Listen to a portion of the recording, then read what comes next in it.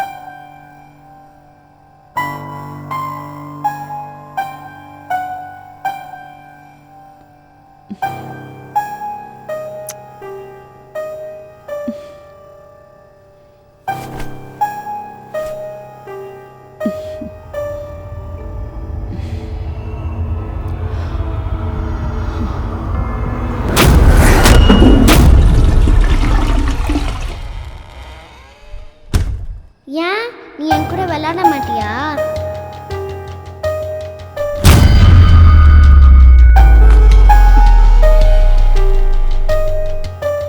அபி, அபி, அபி, யார்கிட்ட பேசிட்டு இருந்த அபி? அபி, என்னம்மா?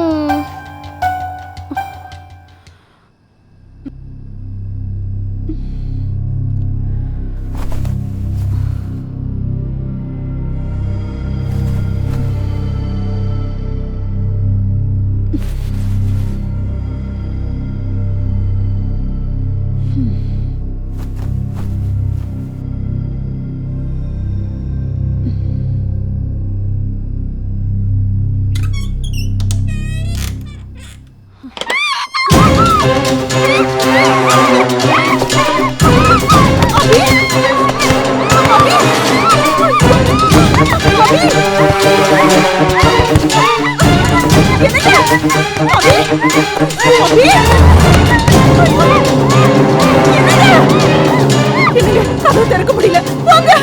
நான் வாங்க. கதவு திறக்க முடியல. பாருங்க. அபி, பாருங்க. பாருங்க. நீ ஏன் கூட தான் விளையாடணும், நீ ஏன் கூட தான் பேசணும். இல்லை உன் பேச்சு காட்டுவேன் சரியா? ஏன் நீ என் கூட விளையாட மாட்டியா? நீ ஏன் கூட தான் விளையாடணும், நீ ஏன் கூட தான் பேசணும். இல்லை உன் பேச்சு காட்டுவேன் சரியா? ஏன் நீ என் கூட விளையாட மாட்டியா? நீ ஏன் கூட தான் விளையாடணும். என்னாச்சு? நீ ஏன் கூட தான் விளையாடணும் சரியா? என்னாச்சு அபி? ஐயோ, சரி வா, என் கூட வந்து தூங்கு. நீ இனிமே இங்க தனியா தூங்க வேணாம்.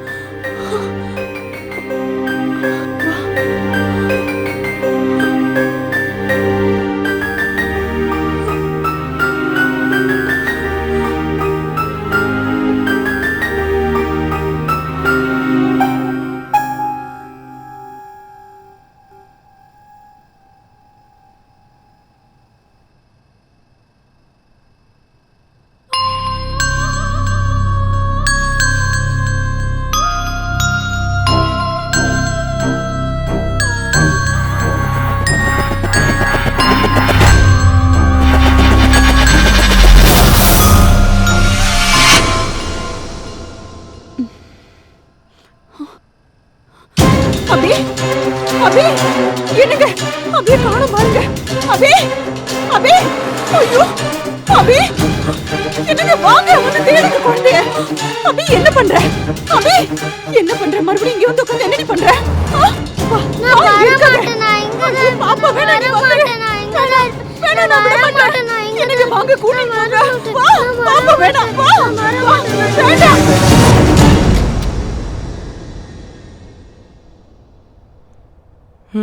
மேம் சொல்லுங்க அதான் மேம் டாக்டர். என் அபிக்கு என்னாச்சுன்னு தெரியல டாக்டர். எப்ப பார்த்தாலும் ரூமுக்குள்ளே உட்காந்துட்டு இருக்கா. வெளியில கூப்பிட்டாலும் வரமாட்டேங்கிறா. அப்படியே கம்பல் பண்ணி என் ரூம்ல கொண்டு வந்து படுக்க வச்சாலும் மறுபடியும் அவ ரூமுக்கே போயிடுறா. தனியாவே பேசிட்டு இருக்கா டாக்டர். அப்படியே தனியா சிரிக்கிறா. நீங்க தான் டாக்டர் என்ன ஏதுன்னு பார்த்து சொல்லணும். ஓகே ஓகே ஓகே நீங்கள் கொஞ்சம் வெளியே வெயிட் பண்ணுறீங்களா ப்ளீஸ்? நான் எதுக்கு டாக்டர் வெளியில போகணும்? அப்போ தானே உங்கள் பாப்பா என்கிட்ட ஃப்ரீயாக பேச முடியும். இல்ல டாக்டர், நான் இருக்கும்போதே பேசலாம். அவ நல்லா பேசுவா. பாப்பா பேசுவல்ல. It's okay, I understand. Please புரிஞ்சுக்கோங்க. கொஞ்சம் வெளியே வெயிட் பண்ணுங்க ப்ளீஸ்.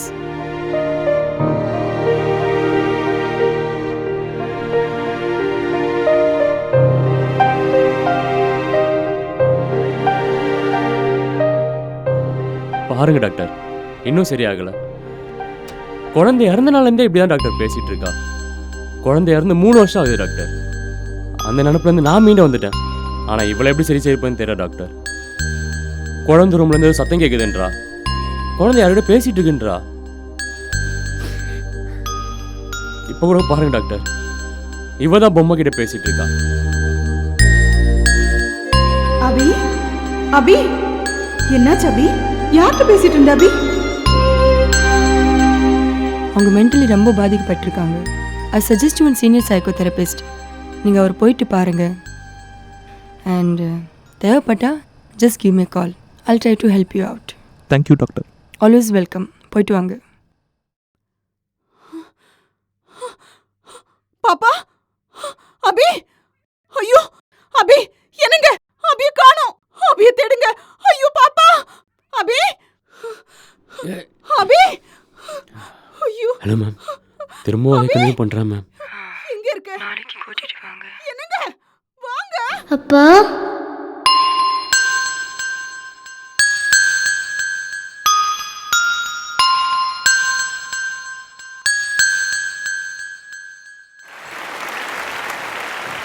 ஜட்ஜஸ் கிட்ட காமெண்ட்ஸ் கேட்கலாம். ஸ்பெஷல் கெஸ்ட் என்ன சொல்றாருன்னு பார்ப்போம் சார்.